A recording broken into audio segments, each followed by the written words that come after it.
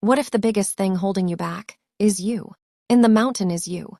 Brianna Wiest reveals how fear, doubt, and bad habits keep us stuck, and how to break free. This book helps you rewire your mind, heal emotional wounds, and take control of your future. Chapter 1.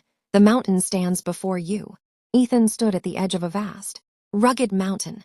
It was early morning, and the golden sun had just begun to rise, casting long shadows over the valley. He had dreamed of reaching the top, of standing at the peak and seeing the world stretched beneath him. But no matter how many times he planned to start the climb, he never did.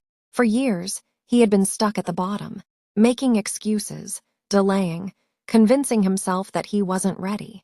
But the truth was, the only thing holding him back was himself.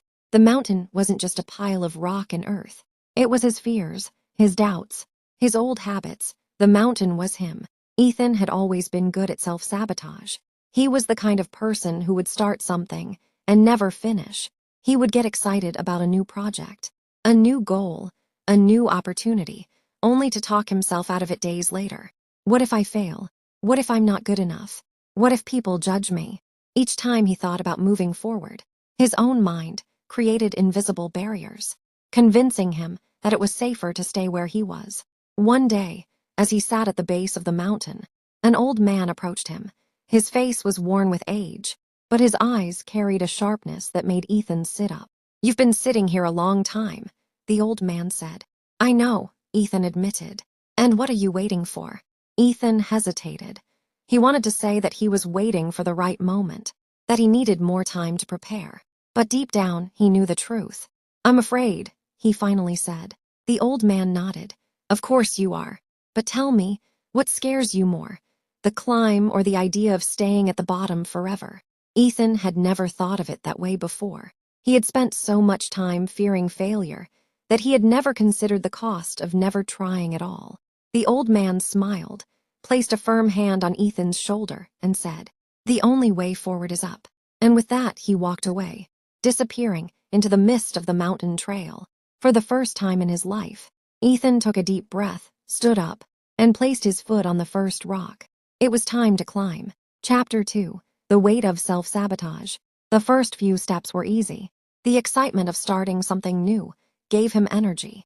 But soon, as the incline steepened and the path became rocky, his mind began to resist. "Maybe I should go back and train more before I do this. What if I get halfway and can't make it? What if I fall?" Ethan knew these thoughts well. They had whispered to him throughout his life. Self-sabotage wasn't just something he did. It was something he had mastered. He thought about all the times he had quit before he had even started. The time he didn't apply for his dream job because he assumed they wouldn't hire him. The time he walked away from a great relationship because he was afraid of getting hurt. The time he planned to start a new business but convinced himself that he wasn't ready yet. The truth was, self-sabotage wasn't about destroying himself. It was about protecting himself. But protecting himself from what? He sat down on a boulder to catch his breath. The wind was howling now, and the mountain loomed above him. He realized something important. He didn't fear failure. He feared change. His mind had become comfortable with his old patterns. Change meant loss, loss of comfort, loss of predictability, loss of the identity he had always known. That's why he had never truly committed to anything, because deep down, he feared who he might become. Taking a deep breath, Ethan made a decision. He would keep climbing, no matter how hard it got. He wiped the sweat from his brow and took another step forward. Chapter 3. The storms of self-doubt. Hours passed. The climb became brutal. His legs burned. His breath was ragged. And with every step, the voice of doubt screamed louder. "Turn back. You're not strong enough. You'll never make it." Just then, the sky darkened and a storm rolled in. Rain poured down, making the rocks slick.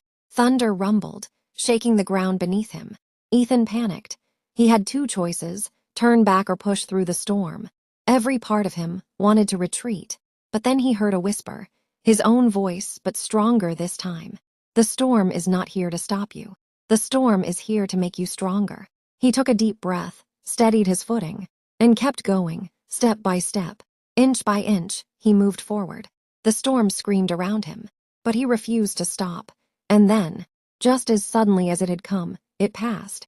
Ethan stood, drenched and shaking, but alive, for the first time. He realized something powerful. Fear does not stop the storm. Courage does. He had faced his storm, and he had survived. He smiled. If he could handle this, he could handle anything. Chapter 4. The Moment of Transformation. The higher he climbed, the clearer his mind became. With every step, he shed an old part of himself, the part that needed validation from others, the part that believed he wasn't good enough, the part that was afraid to try. At one point, he reached a steep, narrow ledge. There was no turning back. He had to trust himself completely. This was the moment of transformation. He had spent his whole life waiting for someone to save him, for the perfect moment to arrive, for fear to disappear. But that moment had never come.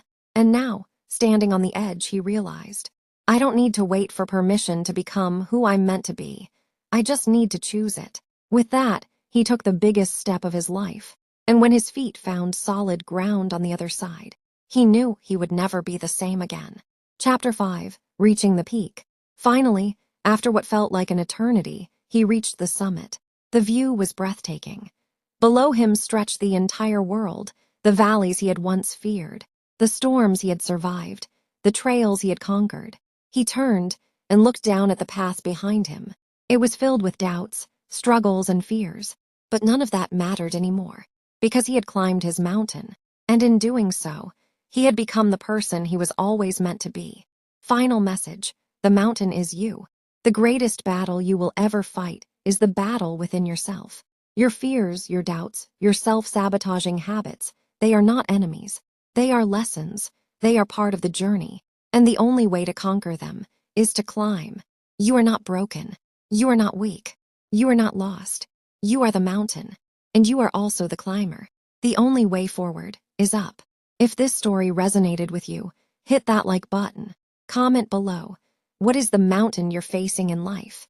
Subscribe for more life-changing insights, because your journey is just beginning.